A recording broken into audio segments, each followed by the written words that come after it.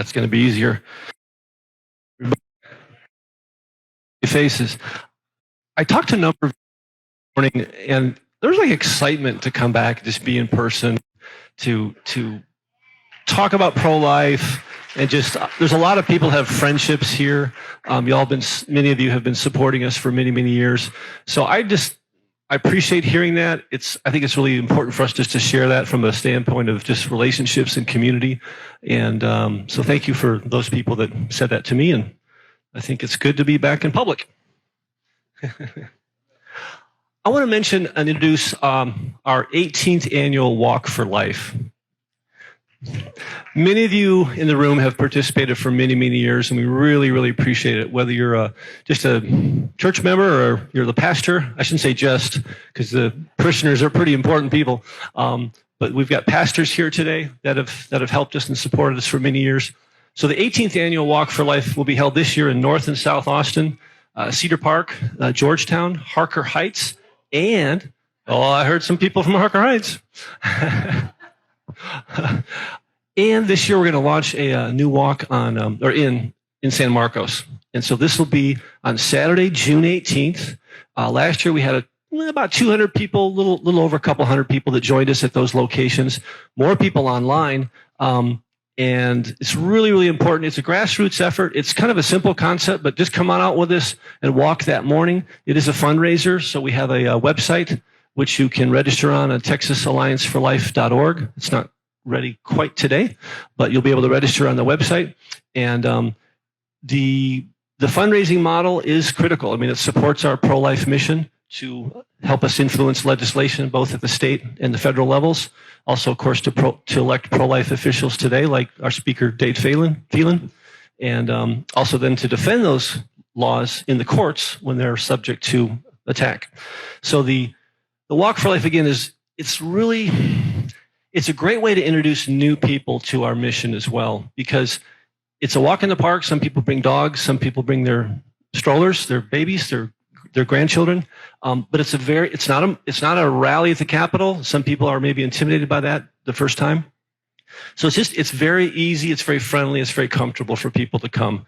But as far as the fundraising, which is where I get to spend a lot of my time, we do need your help.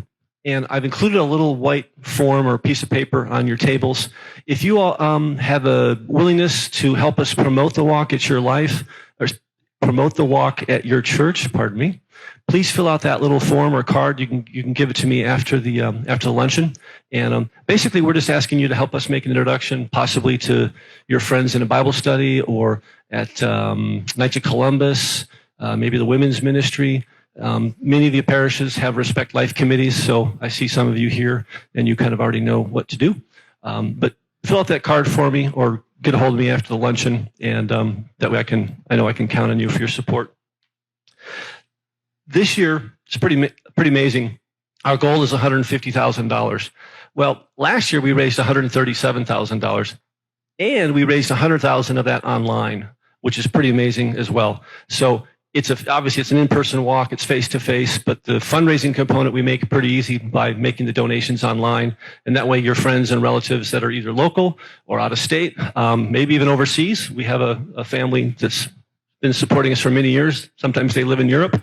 So you can support us regardless of your geography. So fill out that form for me. And the Knights of Columbus have been always very, very helpful and supportive as well. So we thank the Knights. And I'll just mention, I got a check in the mail already for $1,000 from our supporters, and we haven't even started promoting the Walk for Life yet.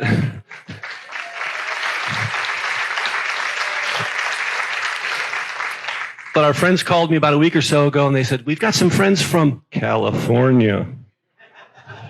I said, yeah, they can move here to help us with the pro-life votes, but if they want to support us and write a check too, that's great. So I have a copy of this check, and I think that's already deposited in the bank.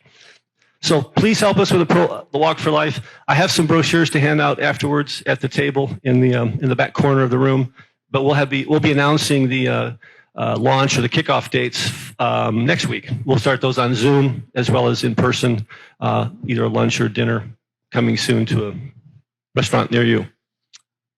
So thank you. Next, as most of you know, this is our Leadership Circle Luncheon. The Leadership Circle, our members are really critical to our financial support throughout the year. Y'all have by being members, you've made an annual donation to support us. I've got a little card here on the table as well. I'm full of cards and table forms today. But this is for the Leadership Circle. And if you'd like to consider making a donation to support us throughout the year, you and your spouse, whoever you designate, but you get invitations to three of the lunches throughout the year. Those are typically January, April, and August. And you can receive a table for 10. That's a complimentary table for 10 at our annual dinner in October. This year's dinner will be Saturday, October 8th at the Hilton Austin. We've announced our speaker. Well, we will be announcing our new speaker, Dr. Anthony Levatino. Is an amazing story of his personal conversion. He's a former abortion doctor, but now is on the pro-life side, and he has a testimony and perspective like no one else can have with his experience. So please fill out this card if you will, and look at that. One of the things about the Leadership Circle is you are the foundation to help us grow. By your participation and attendance at the lunches, by inviting guests, by being involved, of course, voting for pro-life elected officials, and then also at the dinner, by helping us fill your table for 10 is really, really critical. We have about 1,400 guests, between 1,300 and 1,400 guests that attend the banquet every year. That's how we grow. It's all grassroots. It's all organic. We don't have this advertising budget for televisions. And I mean, Amy does a great job through our social media campaigns, but the dinner is really where it happens. And you're inviting 2, 4, 6, or maybe 8 other people to participate and to attend the dinner. That's one of the most positive experiences they're going to have, and to hear our pro-life message, but to see the elected officials that are there on the stage. I mean, we had this very large stage at the Hilton, and there's probably anywhere from 40 or so elected officials that we want to recognize, and we want to applaud and support them for their work. So that's really, really critical. And then each one of your table guests is seeing that and seeing the impact that they can make individually by participating in the dinner and possibly becoming a Leadership Circle member as well. We had 40 new Leadership Circle members at the dinner last year, which is really, really strong. And we have a pretty full room today. So